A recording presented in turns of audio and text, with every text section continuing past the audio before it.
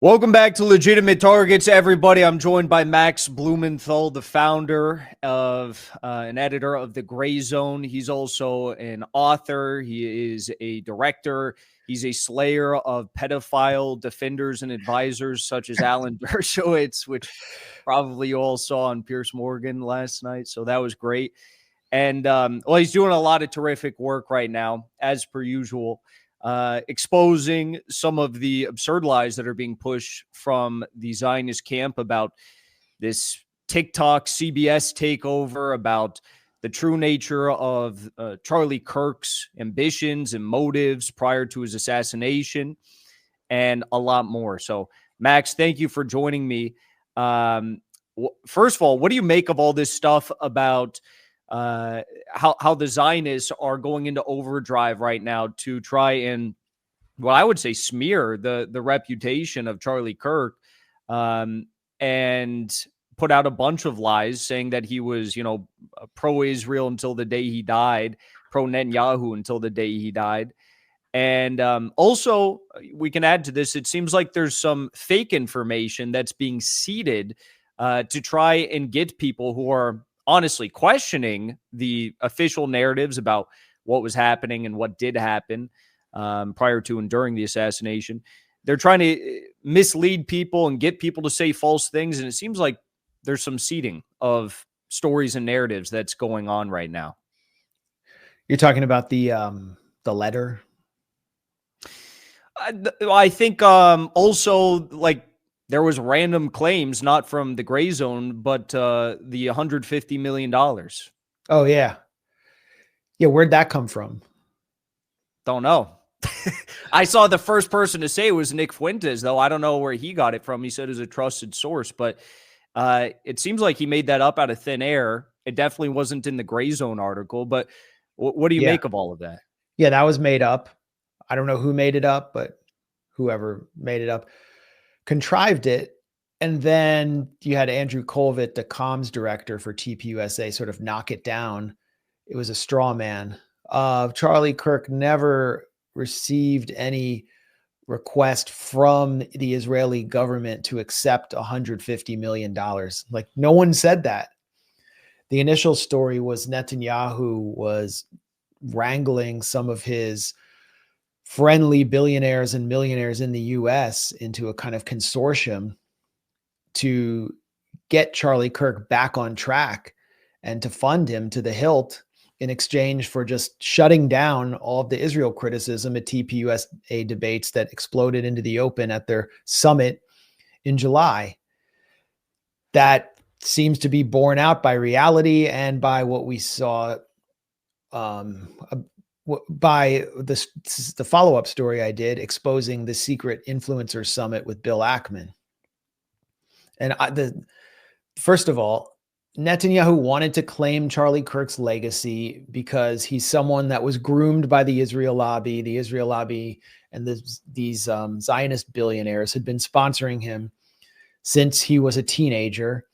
And he was one of their most important Gentile assets. He became even more important after Trump was reelected. He was probably on his way to a Senate seat or possibly even the presidency. And he became more important after his death as a kind of martyr of the MAGA movement.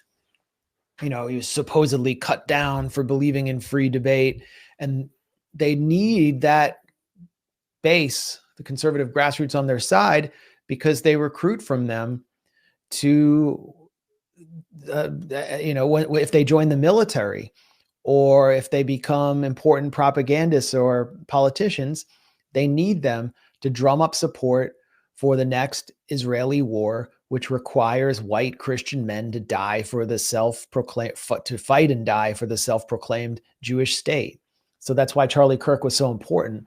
And then, the truth comes out that Charlie Kirk didn't like Netanyahu, considered him a bully and a manipulator, and that he didn't accept Netanyahu's offer for a trip to Israel, and that he was uncomfortable being a Gentile subcontractor, just pumping out Israeli propaganda, including in support of a looming war on Iran, which he would eventually lobby against inside the White House, something I reported.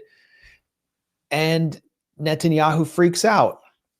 then, you had this whole parallel development, which, I mean, I said in my first report, there is no evidence of an Israeli role in Charlie Kirk's assassination. I don't know who said that I said that there was one, but other people decided to push that narrative. And I mean, I can understand why they would suspect that, given Israel's obsession with assassinating every potential enemy or enemy, attempting to assassinate the entire Hamas negotiating team inside a U.S. ally. But I said there's no evidence, but it's, millions of impressions were created off of posts alleging that Charlie Kirk had been killed by Israel. So Netanyahu comes out and actually denies it. I mean, when have you ever seen a foreign leader deny killing an American public figure? And he did it twice. It was wild. Ben Shapiro even came out and denied an Israeli role. They were afraid. They were shaken. And then in my third piece, I reported that Charlie Kirk lost one of his top donors of all time, Robert Shillman, who is an ultra-Zionist fanatic and an anti-Islam funder who had sponsored also Laura Loomer. Laura Loomer was attacking Charlie Kirk in June. I think she was made uncomfortable by this revelation. She was like attacking me in a very sloppy way, characteristically sloppy way on Twitter. And I asked her, do you know about Robert Shillman defunding Charlie Kirk? Right before I was going to publish the story. And you could tell she got verklempt. She got really uncomfortable. So then after Netanyahu has to deny killing him, and the whole narrative of Charlie Kirk being Netanyahu's boy is shattered, and Bill Ackman is freaking out as well because Charlie Kirk was screamed at by one of the participants in his secret influencer summit, which no one was supposed to know about, by the way. Bill Ackman said, well, we just had a meal last summer. Like, no, it was a little bit more than that. Their whole narrative's collapsing. And then this letter comes out, a digitally reproduced letter.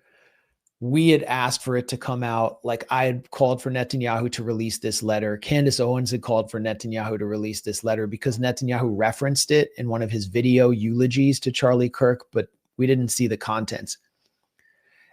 And Bill Ackman is spinning the contents of it as proof that Charlie Kirk was a ride or die Israel guy to the end, as are other forces which claim to be anti-Israel, but seem to be insidiously advancing the Israeli narrative about Charlie Kirk. And if you look at the contents of the letter, it's Charlie Kirk complaining and whining about having to be this Israeli subcontractor and telling Netanyahu, you need to produce your own propaganda and, we'll help, but we don't want to be the main messengers. And it's making us look stupid because we're supposed to be America first. He also said, I don't support a war on Iran, and you need to do that yourself.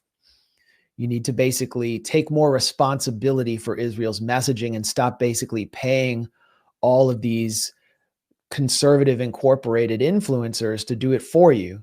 You're not allowed to do that. The letter actually shows that Charlie Kirk had crossed some red lines already, even as he espouses his belief in the so-called Judeo-Christian alliance. And so anyone who's trying to spin that letter as evidence of his just absolute pro-Netanyahu convictions is deliberately papering over the real subtext, which is that he was setting the stage for a breakup, and that the friction between himself and Netanyahu's mafia that extends into the US was going to intensify after that letter, which was supposedly authored in May, because it was in June that Charlie Kirk was lobbying against a war on Iran.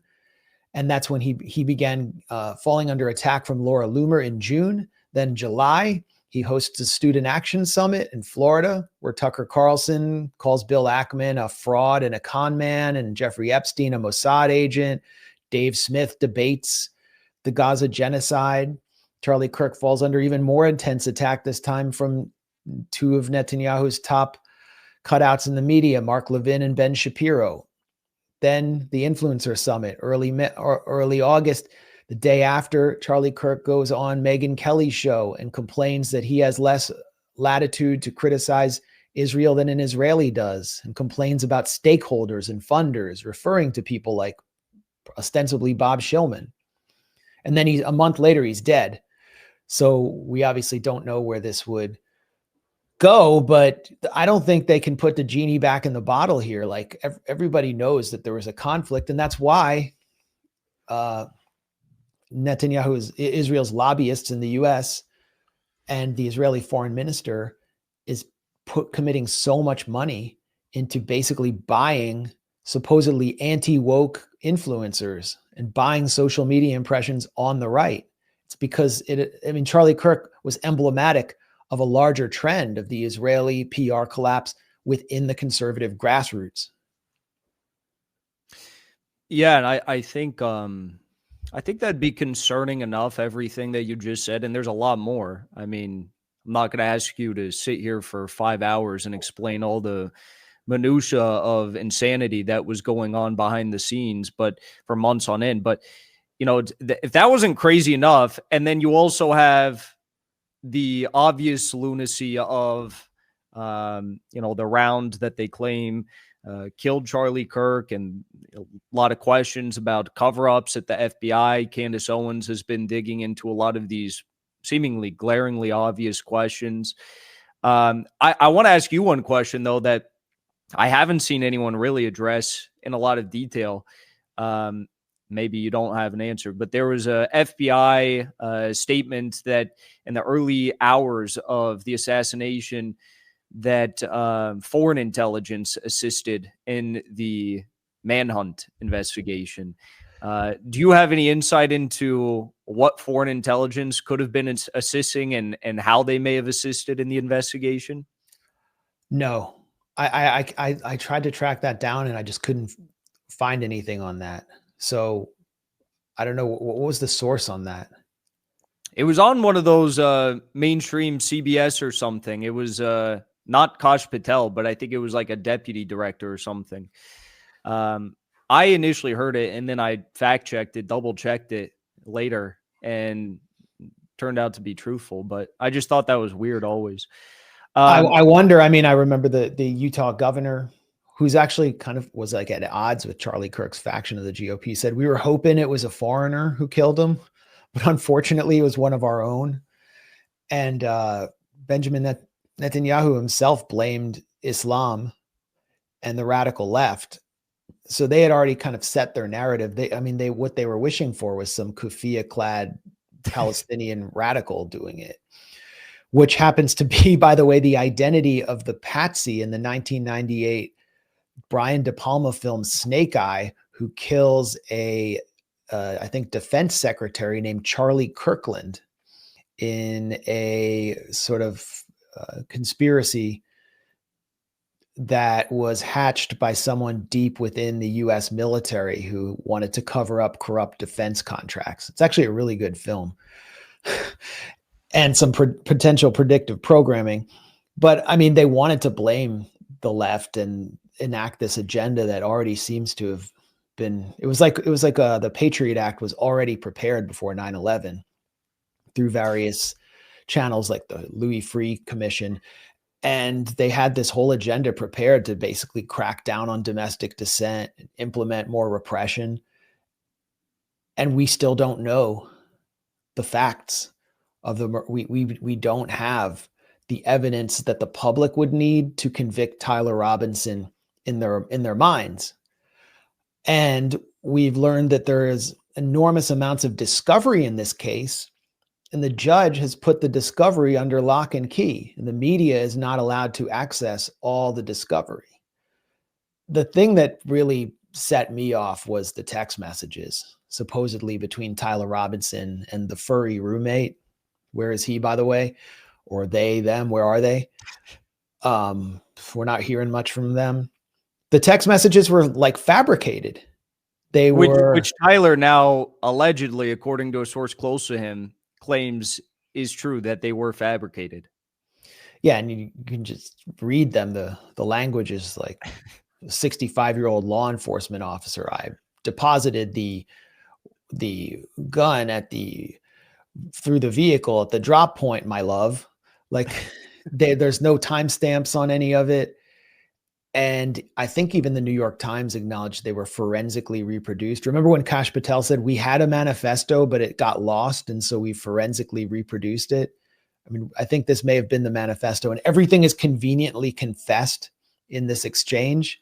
Then when CNN reported it, they reproduced it through a graphic that made it look like you were actually viewing the physical iPhone screen but without timestamps.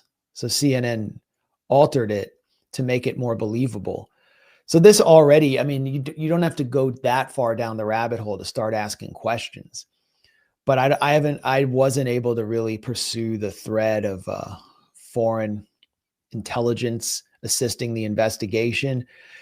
If we found out somehow that Israeli intelligence had assisted, then, that would also be a red flag, because we can see what the Mossad or other wing of Israeli intelligence did in Australia, where there was a string of very mysterious arsons outside synagogues carried out, it turned out, by non-ideological criminal elements and local miscreants who were recruited online and paid cryptocurrency with instructions to carry out various acts of sabotage outside Jewish targets. Only one nation benefits from that. And then Iran was ultimately blamed with an assist from Israeli intelligence to ASIO, the Australian security organization. So Israel basically said, Iran did it. Look at Iran. Who made it? Remember all those phone calls that were sent into Jewish community centers at the beginning of Trump's first term and caused mass panic, and all this anti-Semitism hysteria was directed at Trump? There was also at the same time a wave of bomb threats and phone calls to Jewish community centers in Australia. And the Australian security services found that they were coming from Israel. And it turned out it was an Israeli teenager making most of these calls, and his identity was hidden for quite a while. But now we know who he is, and only one nation benefits from that. So again, I have no idea about foreign intelligence assisting Charlie Kirk, but anyone who's paying close attention has serious skepticism about the official story right now. Well, I think anyone except for the people being paid minimum $7,000 per post on Twitter or Instagram. You could have Tyler Robinson on CCTV footage wearing like a Mossad t-shirt, and they would still be these Deborah Leahs, these Laura Loomers. They'd still be saying that, well, no, it obviously was not Israel. What do you make of? I mean, like, now, anytime I post on TikTok, I can't even use TikTok anymore because every single video just gets flagged and taken down. I'm sure they'll ban it soon. This is crazy. It's like Twitter really is our only last bastion of somewhat free speech, and it seems like it's a total takeover. Yeah, and you were kicked off YouTube as well, right? Oh, yeah, of course. Yeah, it's a takeover. By the way, when I debated Deborah Leah Schwartzman, I guess she anglicized her name a little bit so she can be an anti-woke influencer. It'd be like me just being like Max B or something. She lashed out at Candace Owens in the middle of the interview for complicating the Trump administration's ability to blame the left and ram through all of its repressive legislation. And she also called for me to be jailed for attending an on-the-record press event with the elected Iranian president, which was interesting.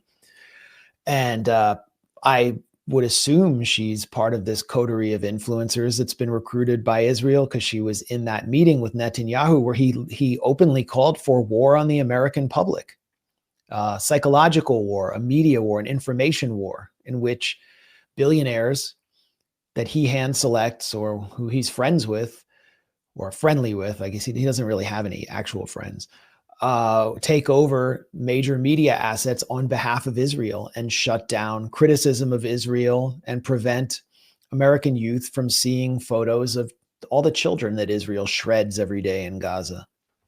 And that's happening with TikTok. We have 2 strikes on TikTok at the Gray Zone already. Like, they've already implanted various pro-Israel censors there.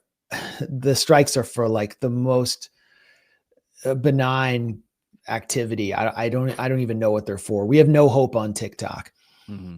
But the new CEO at TikTok is Safra Katz, someone who's exposed in the Handala leaks. That's the name of a apparently Iranian hacker collective that hacked Ehud Barak's emails, the former Israeli prime minister and defense minister, showing him communicating with Safra Katz about defending Israel, supporting Israeli objectives in the U.S. going back to 2015.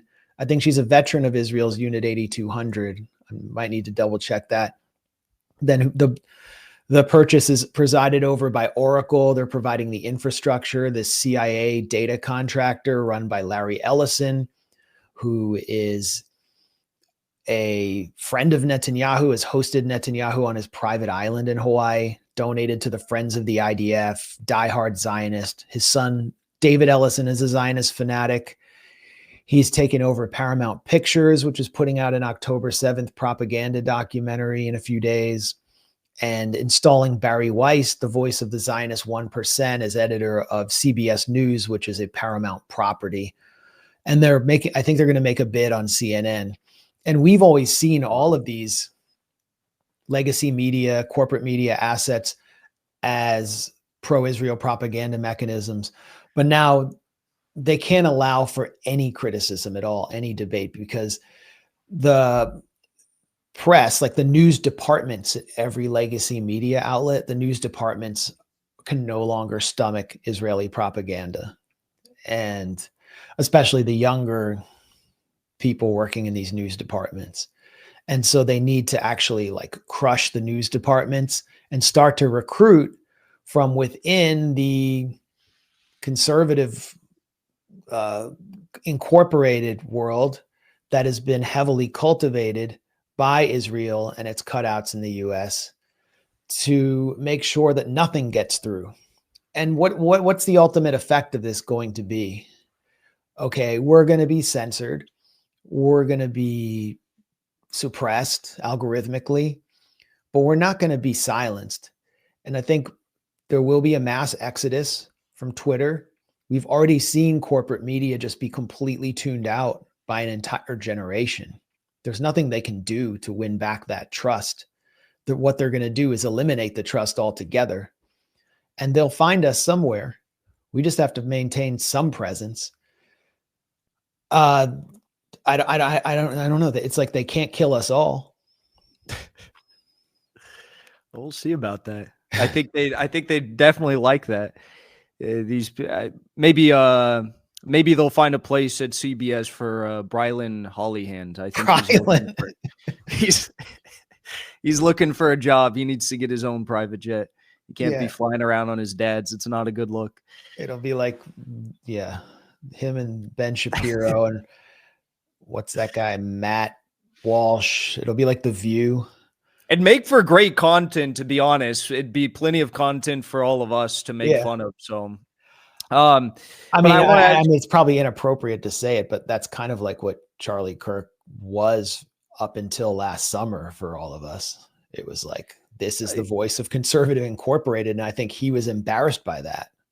Yes. And that was the first thing that stuck out to everyone, is like Netanyahu went out and tweeted, I invited Charlie to Israel. Now that trip's never going to happen. That was his second tweet he put out after the assassination.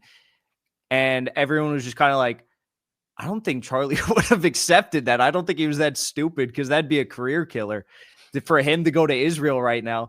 And then it turns out that didn't happen. And he literally went to Trump's office at the most critical point in Netanyahu's tenure of his entire life, when you're about to get the U.S. into this war. And he's like, don't do it. You know, that takes serious balls. And for anyone to come out who claims to be anti-Israel and say, oh, well, Charlie wasn't really anti-Israel at the end. It's like, I'm sorry, do you have the influence to go walk into the Oval Office and tell the president to fuck off and not go to war on behalf of Israel? It's crazy. It's crazy. Which, speaking of, I think we're about to get a second war on Iran. I think most people see that's cooking. You've got the THAAD systems being expanded by the U.S. and Israel, or on U.S. bases somewhere nearby, something like that. You've got the some shipments of weaponry. You got a lot of stuff going on. They're coming out and saying it. You just met with the president of Iran, which, according to Deborah Leah, means that the gray zone is entirely funded by the Iranian government, I guess. So do you think that Donald Trump is cucked enough or blackmailed enough to the point where that he'll be forced into this again? Because everyone knows that IDF said that on the fourth day of the war, they were on the outs. And the only reason why they stayed in and continued is because they got the U.S. in. So I don't see how this could continue without the U.S. joining. That's right. And yeah, my analysis will have that much more impact because, as Deborah Leah said, I'm so brilliant that I figured out how to work around the strangulation U.S. sanctions regime to, build this incredibly elaborate background behind me with Iranian oil money. Yeah, they try to compare it too. They're like, oh, Max Blumenthal interviewed a head of state, which is the equivalent of Deborah Leah meeting with Netanyahu as like his subservient slave who's getting paid. As crazy. Yeah, I mean, she was the one who teed up Netanyahu so that he could call for war on the American public, an information war. It was an on the record press event there were 25 people there, journalists, think tankers, left and right, or, the American conservative, I would say, would be the right, and very credible people. And Pezeshkian wanted to send the message that war is coming and that negotiations with the U.S. have proven fruitless. And so the reason to speak to us was to communicate more directly with the American people and with the anti-war movement in general, rather than speaking to like the mainstream press, whose audience is, the White House. And what's the point of speaking to the Trump administration?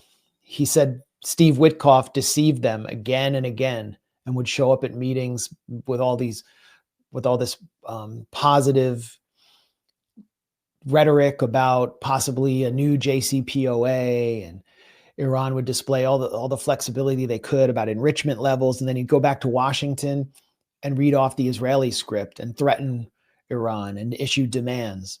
And this all led up to the unprovoked Israeli assault in June and the 12-day war, where they basically exploited the negotiations to lull Iran into a false sense of security.